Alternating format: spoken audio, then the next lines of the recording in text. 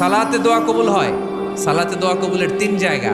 একটা হচ্ছে তাকবীরে তাহরিমার পরে আমরা সানা পড়ি না, আমরা তো একটা পড়ি, আল্লাহর হাবিব সুন্নাহ এবং নফল নামাজে আরো পড়তেন সানা, ওই দোয়া কবুল হয়। দুই নম্বর জায়গা সালাতে সেজদায় পড়ে দোয়া করলে কবুল হয়।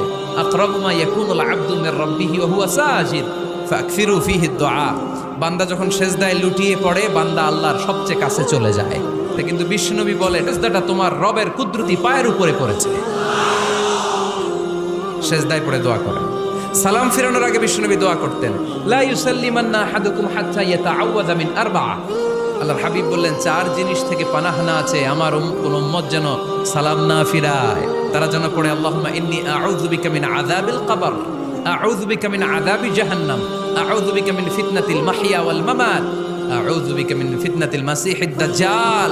আল্লাহ কবরের আযাব থেকে বাঁচাও, আল্লাহ জাহান্নামের আগুন থেকে বাঁচাও, আল্লাহ জীবন